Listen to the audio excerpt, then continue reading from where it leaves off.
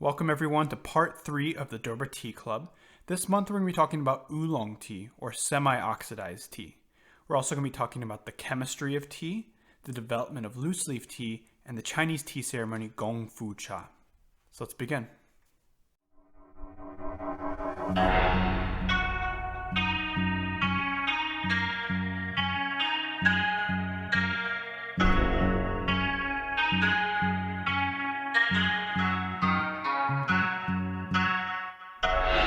Let's begin as always by just brewing a pot of tea.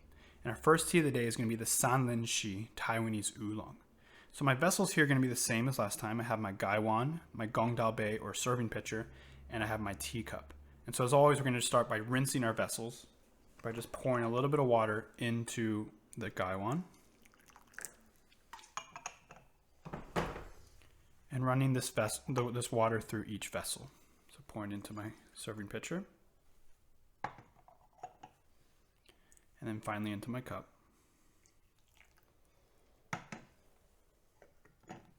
And just pouring this water off.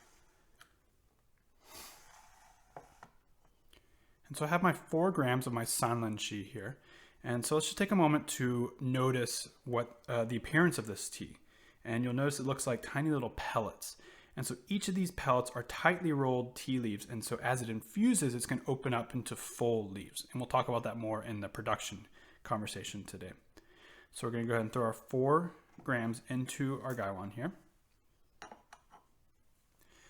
And so today we're going to be drinking oolong tea, so everything's going to be at boiling. We're not going to have to do any cooling of water today. So I can pour my boiling water straight into the teapot.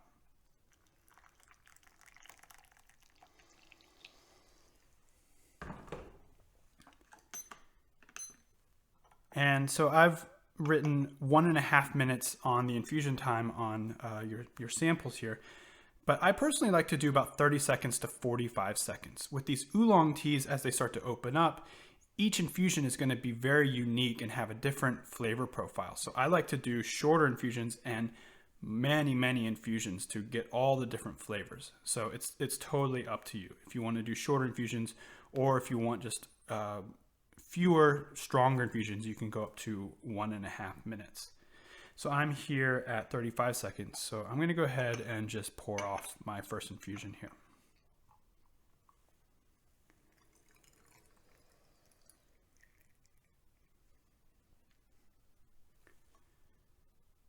And we'll start by getting the aroma of this tea.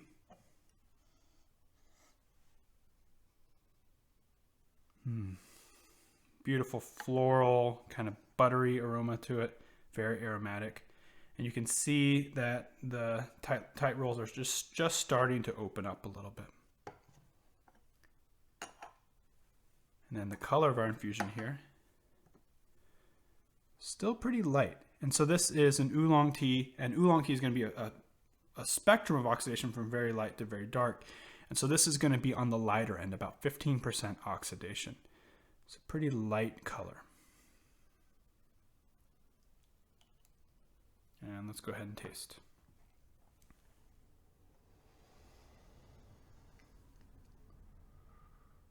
And so we can practice the tasting technique we talked about last time where you're pulling the liquid across your tongue with kind of a slurping sound.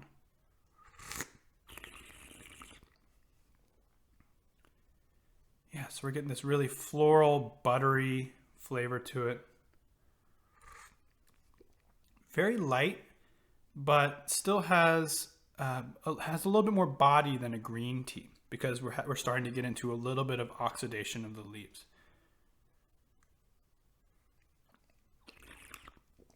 Which is a really beautiful, light-bodied tea.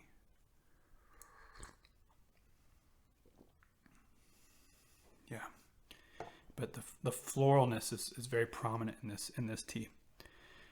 So this is the Lin Xi. It's from central Taiwan, and Lin Xi is the name of the mountain that it comes from in central Taiwan. Taiwan is a small island nation off the coast of Fujian, China, and Taiwan was largely uninhabited for most of its history until about the time of the Portuguese, which started to come into the region and settled on the island. And so in its relatively short history in the tea world, Taiwan has been inhabited by the Portuguese, the Dutch, the Chinese, the English, the Japanese, and now the Chinese. And so Taiwan's kind of this interesting nation that if you ask people from Taiwan, they'll say that they're their own sovereign nation. But if you ask the Chinese, Taiwan is part of China. But Taiwan is this really amazing small island with very tall mountains running through the middle of it. The highest point of this small island is 13,000 feet. And so tea growing in Taiwan is usually in these higher elevation regions, so what we call high mountain tea. And so this is a high mountain oolong. And so when tea grows in higher elevations, it starts to grow a little bit slower. And so you get more nuance in the flavor and a little bit more depth to the flavor from the higher elevations.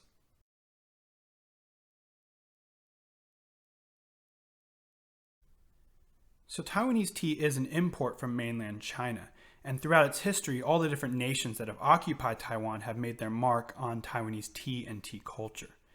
The Portuguese, Dutch, and the English used Taiwan as a trading port and a jumping off point to navigate throughout Southeast Asia. During the Chinese occupation, the Qing dynasty brought tea plants from Wuyishan of the Fujian province of China across the water to be planted on the island of Taiwan.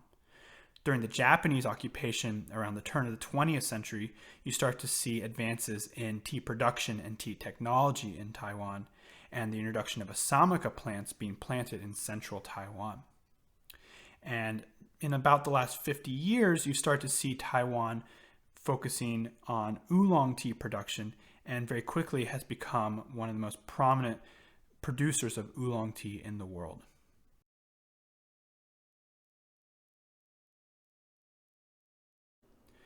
So let's talk about oolong tea production.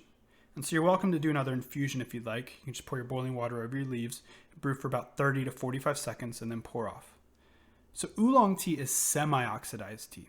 If you remember from last time, green tea is unoxidized in that they're applying a high heat process directly after harvest to stop the oxidation. With oolong tea, we're allowing and even stimulating an oxidation in the leaves to our desired amount from very light to very dark. So the first step in oolong tea production is going to be a withering phase. The fresh leaves are going to be laid out, and the tea master is looking for the leaves to start to soften so it can withstand the more vigorous production in oolong tea. And they're also looking for a floral aroma to emerge in the leaves. And so we're allowing the natural aromatics of the leaf to start to emerge in this phase. After the withering, they're going to then toss the leaves to start to stimulate the oxidation a little bit further and start to bruise the leaves a little bit. After the tossing, they're going to then do a high heat process similar to green tea, but for a shorter amount of time to just start to control the oxidation. And then after the high heat process, they're going to do a vigorous rolling of the leaves to re-stimulate that oxidation. And then they're going to do a high heat baking to further dry the leaves. And then they allow the leaves to rest and further oxidize. So it's this dance of controlling and stimulating the oxidation so you get the desired amount that you're looking for. A couple variations on production for oolong tea is for the dark roasted oolongs, which we're going to taste later in this class. They dry the leaves over charcoal to get a darker roasted flavor to the leaves. For these rolled oolongs like you see here that we're drinking here in the Lin Xi, they're actually going to tumble dry the leaves in large tumble dryers to control the oxidation and also to start to roll the leaves all in one. And then they're going to dump those leaves into cloth bags to then vigorously roll the leaves. And they're going to go back and forth between the tumble dryer and the cloth until they get these tight little pellets to the leaves. One last thing in oolong tea production that differentiates it from other styles of tea is going to be the picking grade. With oolong tea, we're not as concerned with the young buds of the leaf. The picking grade is deeper down the stalk into 2 to 4 leaves down the stalk. These larger leaves are going to withstand more of this more vigorous oolong tea production. In oolong tea production and in black tea production, which we'll be talking about next month, we're basically just talking about the conversion of chemicals in the fresh leaves into different chemicals in the finished product. So let's talk about the chemistry of tea.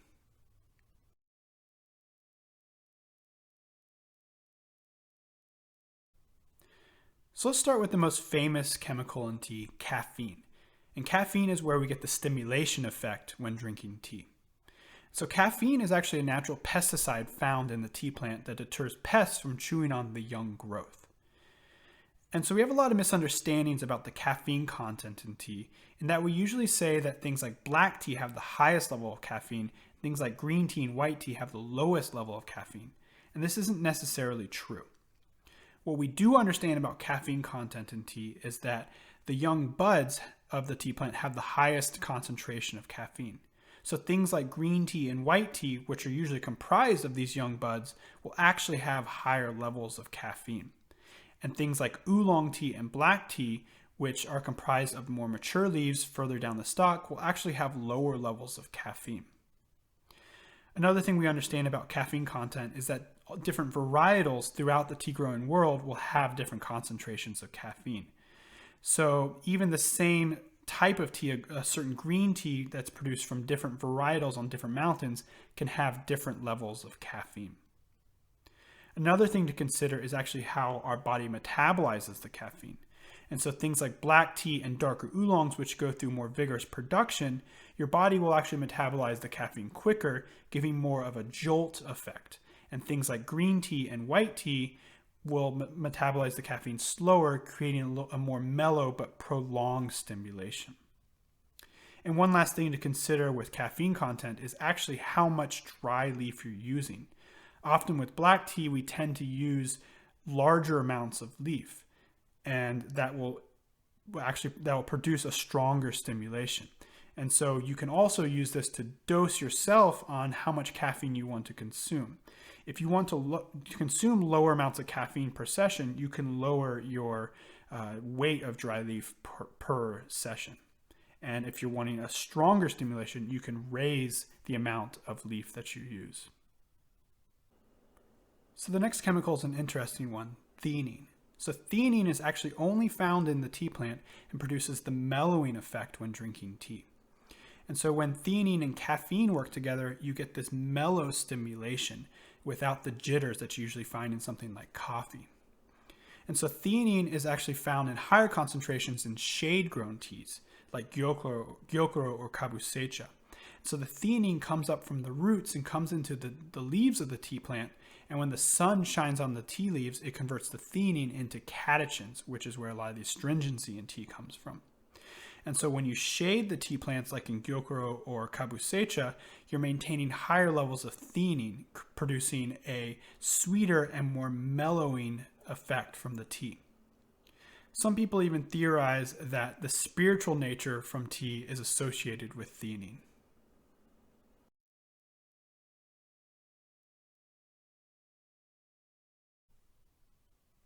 So often when people are talking about the health benefits of tea, they're referring to the polyphenols. This is where a lot of the antioxidants in tea are found. So fresher teas like green tea have higher levels of catechins such as EGCG. So these catechins are where a lot of the astringency in tea comes from, but also where a lot of the antioxidants are found. So that's often why green tea is used in studies when talking about the health benefits of tea. And so through the oxidation process, we're taking these catechins and converting them into theoflavins and theorubicins. And these theoflavins are where a lot of the dark colors in the tea come from. But they're also less astringent. And so we often think that things like black tea are more astringent than green tea. But in fact, green tea is more astringent. And that's why we use lower temperature for green tea. So the antioxidant qualities of the EGCG and the theoflavins are different, but they both contain high amounts of antioxidants. So lastly, let's talk about theobromine. So theobromine is an alkaloid similar to caffeine that's also found in chocolate. So theobromine produces a very mild psychoactive effect similar to theanine, producing a mellowing in the body, but also produces a little bit of a stimulation similar to caffeine. And so these 5 chemicals are just the tip of the iceberg when we're talking about the chemistry of tea. There's hundreds of other chemicals in tea that produce different effects and different health benefits in the body. But when talking about the health benefits of tea, it's important to understand just how much of these chemicals are we receiving when we're drinking tea. A lot of these studies that back up a lot of these health claims are using tea concentrates, which would be equivalent of something like 40 cups of tea in one dosage. So all in all, I like to say that when I drink tea, I feel better. Is it because of the chemicals are enhancing my health? Possibly. Could it also be that I'm taking time in my day to connect with my breath, to slow down, and to do something in reverence? Possibly. But this whole discussion of the health benefits and the chemistry of tea is something new and exciting that we're just beginning to understand.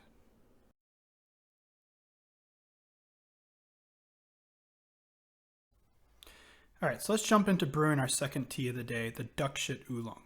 And so this tea has a very strange name, and so the story goes that the original farmer of this cultivar claimed that his tea was so good that people would come and steal his tea leaves. So he named it Duckshit Fragrance to deter people from stealing his tea. Okay, so to brew this tea, you're going to be fine with the Gaiwan, the same setup you have here, but I'm going to bring in a different vessel that I like to use to brew this style of tea. And it's a clay pot, an Yijing style clay pot. And so I'm going to move my Gaiwan off the table and move this in here. This vessel is really good for this style of tea because it maintains the higher temperature needed to brew this tea properly. So the Gaiwan is going to work just fine for what you have at home. But if you do want one of these, you can just go to our website and you can order it and I'll ship it out to you. Okay, so as always, I'm going to just pour a little bit of water into my vessel here. This is going to act also this time as a warming of the vessel.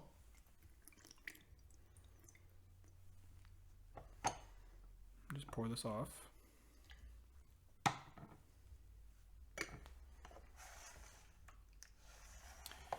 And then I have my 4 grams of the Duckshit here.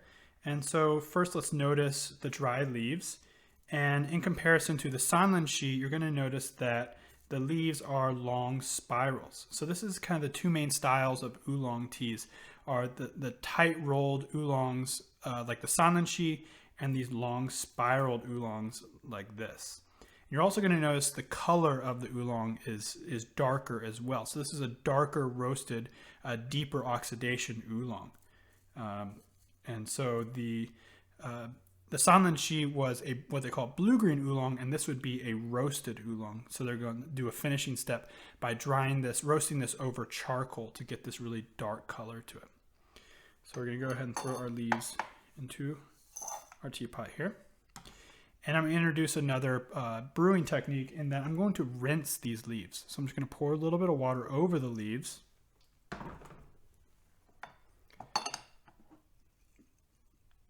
And then I'm going to pour it off. And so for these roasted oolongs, I like to do this rinse in that it removes some of that initial roasty flavor to the tea. And it starts to awaken the leaves to open them up for further infusions. And then I'm going to go ahead and start my first infusion here.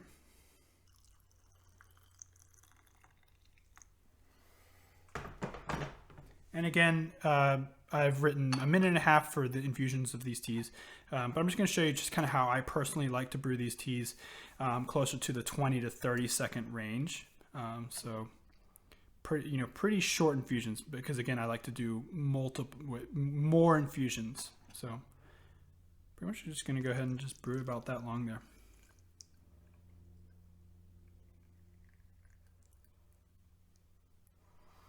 And so go ahead and get the aroma of this tea.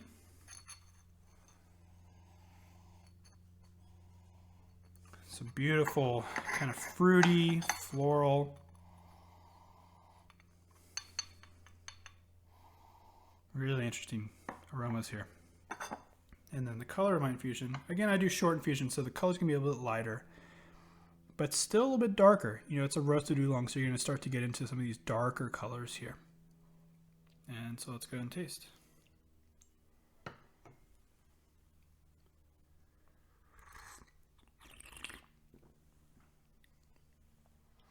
Yeah. nice and sweet and fruity, with a little bit deeper body from the roast. Yeah. And so this is what they call a Donsong Oolong. This is from the Chaozhou region of the Guangdong province of China. This region of China is actually the birthplace of Gongfu Cha, or the Chinese tea ceremony, in which we'll talk about just in a minute here. But oolongs grown in this region, on this mountain, have this really distinct floral and fruity flavor to it. A really nice balance of the dark roasted oolongs and some of the lighter oolongs, and just kind of live somewhere in between with just a really well balanced tea. So this is the duck shit, or the fa shi xiang. So feel free to continue to brew this. Just pour boiling water in. If you like it lighter, brew shorter. But if you like it stronger, feel free to brew longer. Whatever works for you is best here. And you can continue to brew for as many times as you like. But let's pick up where we left off last time in our discussion of the history of tea. So we left off last time in the Tang Dynasty of China in the 7th, 8th, and 9th century. This was an initial heyday for tea culture in China, with the emergence of tea culture and tea appreciation with the writing of the Classic of Tea by Lu Yu. In this time period as well, you had Buddhist monks from neighboring Japan and Korea traveling to China to study in the Buddhist monasteries and returning to their respective nations with Buddhist texts and tea seeds to then develop tea cultures in their own nations. But back in China, in the Tang Dynasty and then into the Song Dynasty, you have the further development of tea in China. And so the Song Dynasty is a renaissance of sorts for Chinese culture, with major developments in the arts and in technology, and also in tea culture. You have development in tea wares and tea brewing practices in China. But so tea in the Song Dynasty didn't look like what it does today, this loose leaf style. Tea in the Song Dynasty was caked tea. They would steam the leaves, muddle them, and compress them into cakes. And then to brew it, you would break off a piece, you grind it, and you'd whisk it, and you'd drink it, similar to matcha in what you find in Japan today. And one of the premier producing regions for cake tea in China during the Song Dynasty was the northern Park region of northern Fujian. And Northern Park was also a premier producer of tribute tea. So tribute tea was tea that the emperor deemed to be the best in China. And so every year, the first harvest of the year from all these different tribute tea factories was then sent to the emperor. And so this became a burden on the producers in these regions, in that the workers would spend all their time in producing this tribute tea for the emperor, and they would be taken away from their work on their own farms, in their own food farms, their own tea farms. And so tribute tea and these cake tea factories, and especially Northern Park, grew and grew and grew, but became sort of a monopoly and inaccessible to the lower class, and only really made tea for the upper echelons of Chinese society. And so fast forward into the beginning of the Ming Dynasty with the Hongwu Emperor, we have a major transition in tea and tea culture. So the Hongwu Emperor was born a peasant, and his parents died when he was very young. And he rose to power through the military and eventually becomes the Emperor of China and the first emperor of the Ming Dynasty. And so one thing that the Hongwu Emperor does is, in 1391, he makes an imperial decree with the abolishment of cake tea. And his reasoning behind this was to make tea more accessible for the lower class. And so with the abolishment of cake tea and the advent of loose leaf tea, tea culture then changes. How we drink tea then changes. And you have the emergence of loose leaf tea. And so now the Northern Park region, who originally was the best at their job, now trying to make loose leaf tea, is no longer good at their jobs. So the Northern Park region dissolves, and the epicenter of the Fujian province moves north into Wuyishan. And so Wuyishan is a magical mountainous region in northern Fujian, where the tea plants are grown at the base and up along these beautiful rock cliffs. And we call this yancha, or rock tea. And so in Wuyishan, with the abolishment of cake tea and now producers producing loose leaf tea, you have producers stumbling upon oxidation. So in the magical mountains of Wuyishan, you have the birth of Oolong Tea and black tea, and forever changing the course of tea and tea drinking from this point on.